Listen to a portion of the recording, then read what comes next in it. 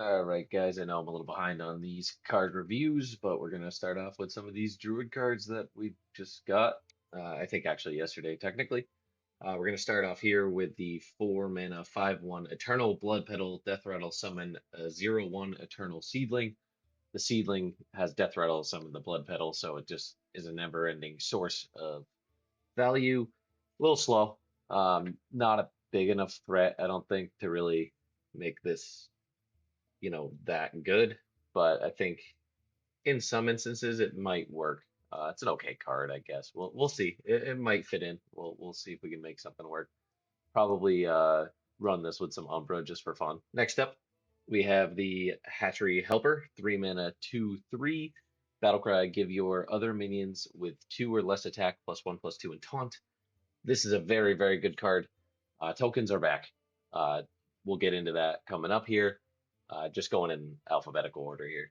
But this is going to be a wide board buff after you put down a bunch of smaller minions, bringing back the Treant and like Savage Roar style gameplay, which I am a big fan of personally. Druid's one of my favorite classes, and I have missed this style of gameplay from them. We're going to follow that up with Hybridization, a 5 mana nature spell. Draw a 1, 2, 3, and 4 cost minion, and the Kindred effect is they cost 1 less. I think this is going to be very good. I don't know exactly how it's going to be utilized yet. I could see it being in maybe one of these more token style decks, potentially just as like a reload. Um, but maybe there's some, combos that you're looking for down the road where you need some of these discounts and whatnot. So we'll see how that plays out. But I think this is a very good card. Next up, we got Life Cycle, a 1 mana nature spell. Destroy a minion, summon a random minion of the same cost to replace it. So this could be good because the Blood Petal little egg Saberling thing that turns back into the 5/1 is still a 4 cost card. So you could kill that with this, get a 4 drop, and get your 5/1 back. Not the most exciting thing in the world, but it definitely is, better than having that 0/1 sit on board. This can also target enemy minions. So if you like really need to get a taunt out of the way or something like that, you could throw this at it and just kind of hope it doesn't hit another taunt, which I think more often than not will work. But all in all, I don't know exactly how good this is going to be. But with some Death Rattle style stuff, it could end up being pretty good. Here we have the Ravenous Flock. It is a 2 mana spell, no spell school. At the start of your next turn, summon 3/2/1 hatchlings. So these are just vanilla cards. The hatchlings are 2/1s. That 3 cost guy that buffs your minions with 2 or less attack. It's going to go crazy with this as a curve standpoint. Throw this down on 2. They spawn on 3. You buff them all on 3 of 3/3/3s with taunt and that 2/3 body from that other guy. That's a huge turn 3. I think this is going to be pretty good. And again, I really just enjoy the token Druid style gameplay. Now moving on to the quest for Druid. Restore the Wilds, obviously 1 mana. Your quest is to fill your board on 3 of your turns. Basically, you just have to have 7 minions on board or 7 minions, locations, dormant minions, whatever it is. If it takes up a board slot, I'm pretty sure it's going to count. And the reward is the Everbloom, which I do not have a picture of, but that is a weapon, a 3 mana weapon. I believe it's a 2/5. Let me just verify that. Yes, it is a 3 mana 2/5 weapon that reads after your hero attacks, give your minions +2/+2. So it's 10/10 worth of buffs spread out across your entire board. Well, 10/10 per like single target hit, I suppose, because you can do it 5 times. I don't know how well it's gonna go. Might be a little too slow, honestly, because in these situations, I feel like you're not gonna want to take a down turn 1. I mean that like this into those other 2 cards we've seen would be pretty good. That gives you 4 minions though. So then turn 4, if they haven't killed anything, you still need to get 3 more minions on the board. This could be a little tricky. I'll try and make it work for sure, but I just don't know if we're going to be able to complete this quest regularly enough to make this impactful. You might be better off just finding another source of buffs, just using, what is it, Call of the Wild, I think, just gives all your guys 1/1, things like that. Next up, we have 3 mana 0/2 Sky Screamer Eggs. So this is going to have a Death Rattle summon 4 of those hatchlings. Pretty good for filling up that board. Again, token style stuff.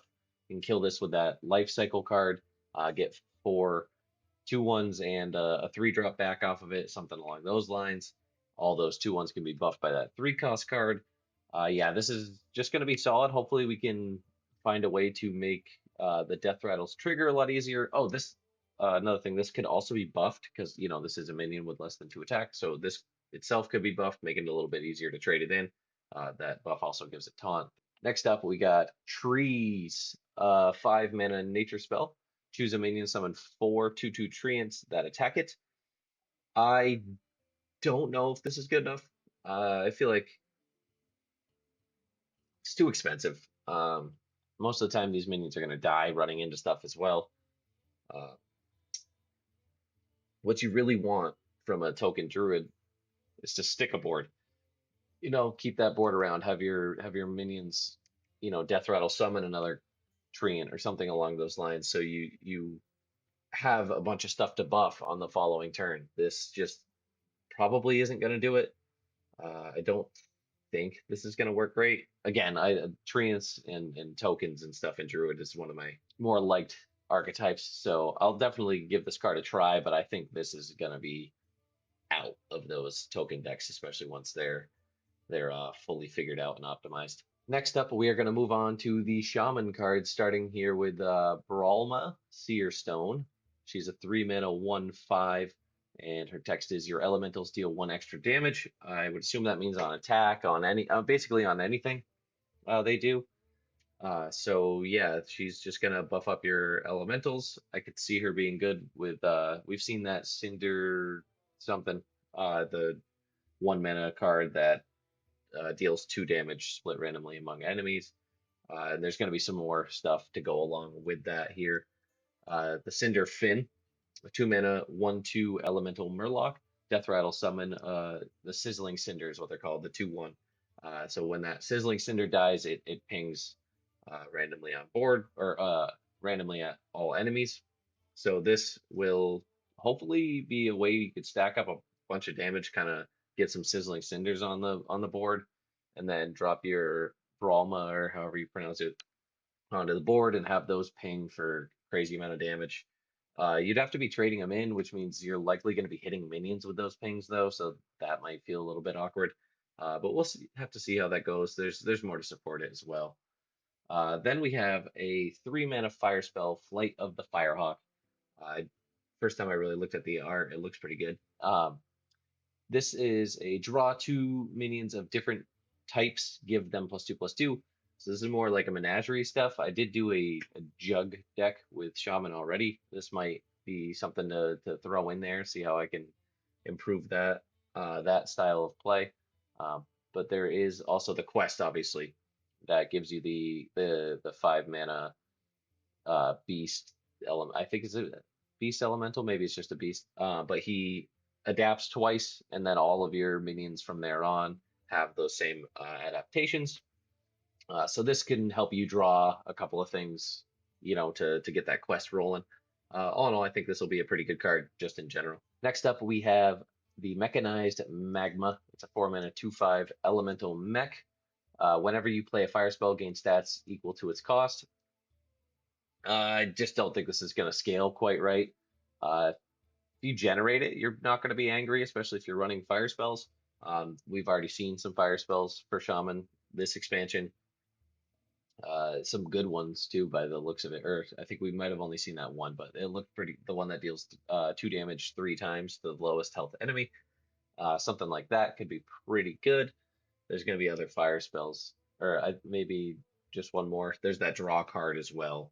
So this and draw, it's just a lot of mana to commit to something that's likely going to be killed before it ever scales, in my opinion. Next up, we got the Mountain Map. It's a 1 mana spell, no spell school. Discover a minion with a type you haven't played. If you play it this turn, also pick one of the others. So 2 procs on your quest essentially for 1 mana, assuming you're going to be able to play what you discover. You're almost always going to take something you can play.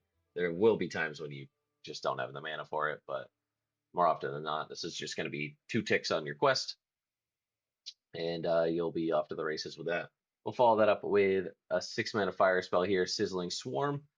This is good chunk of stats for that other guy if he seems to stick somehow, but I don't think we're gonna run into that. But the effect on this is deal 3 damage, summon that many 2/1 sizzling cinders. So this is a way to get more of those little elementals that you can upgrade with your Brahma and ping down your opponents.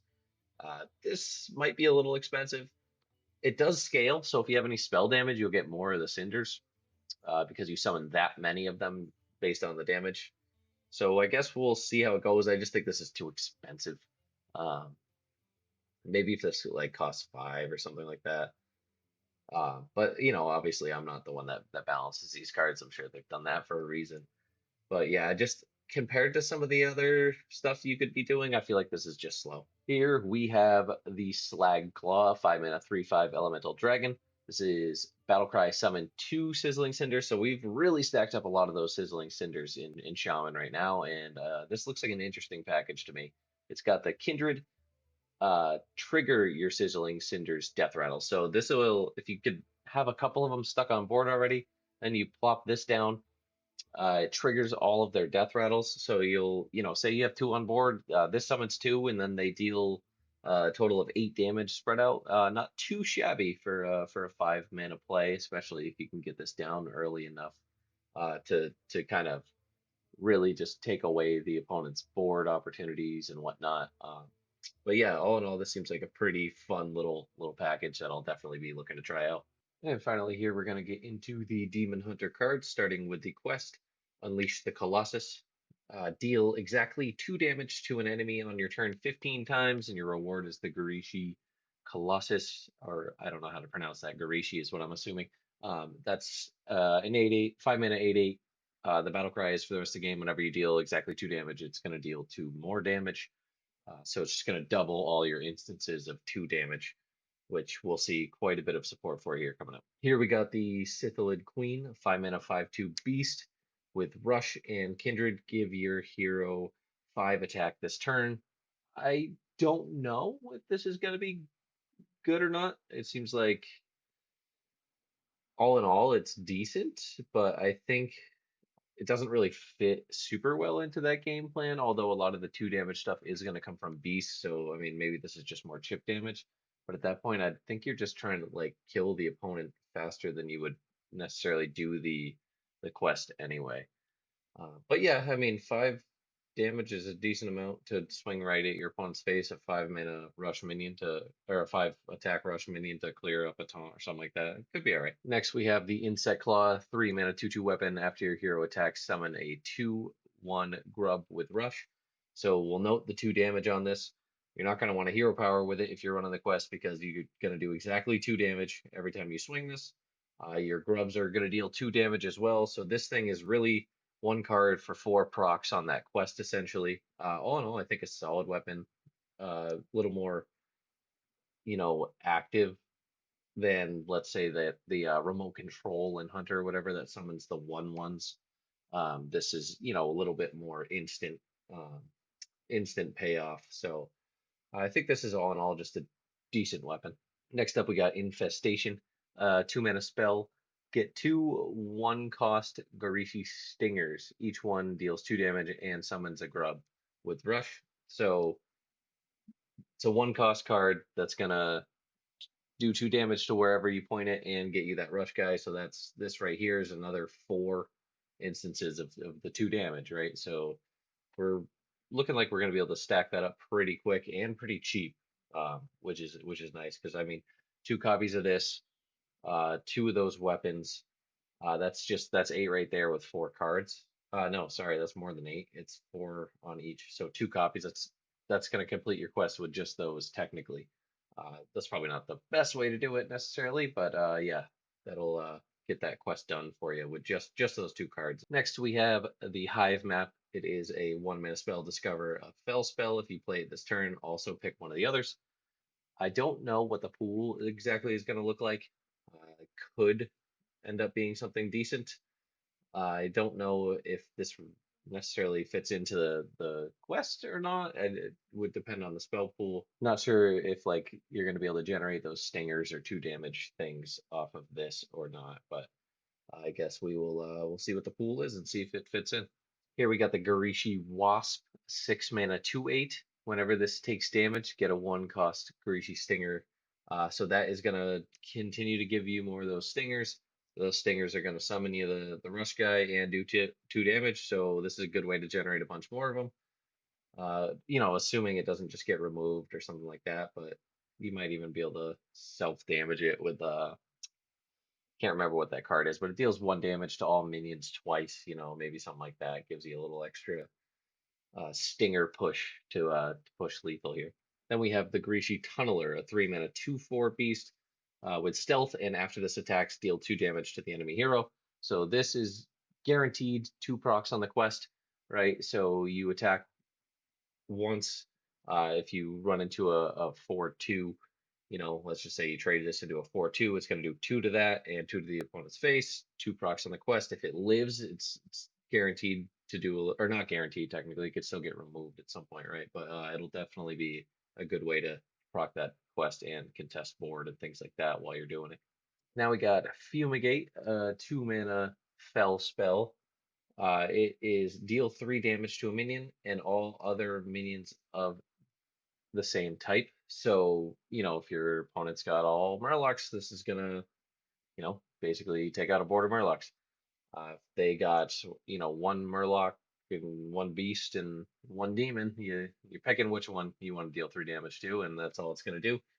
This could be okay, I guess, if, single tribe decks are really, really big here, and with this Kindred, it might encourage that, but I don't know how I feel about this one. Seems like decent upside when you're against a single tribe.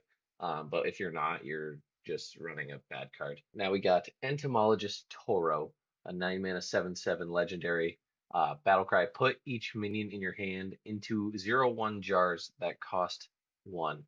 Break them to release the minion. So you're going to turn all of your minions in hand into a 1 mana minion or a 1 mana jar. Those jars you're gonna put on board, and however you're gonna kill them to get those minions out is however you're gonna kill them to get those minions out. Obviously, the opponent's probably just gonna sit there and look at them, so you got to do it yourself. I don't know what to do with this. I'm sure I will be trying something with the jars, but I don't know what that'll be at the moment. We'll see how that plays out. We've got Bug Squasher, a 4 mana 5/3 minion with Battle Cry. Deal 6 damage to an enemy minion with a minion type. So just deal 6 to a minion essentially, as long as it's not, a non-tribed. This seems pretty bad. If you did enjoy this review, though, please feel free to let me know, leave a comment, drop a like, subscribe. I'm officially caught up as of right now with these, so hopefully I can keep up with them in the future. Haven't had a ton of time to do this play and do the rest of life. So I'll try and stay up on these a little bit better. But thank you for watching, and we'll see you in the next one.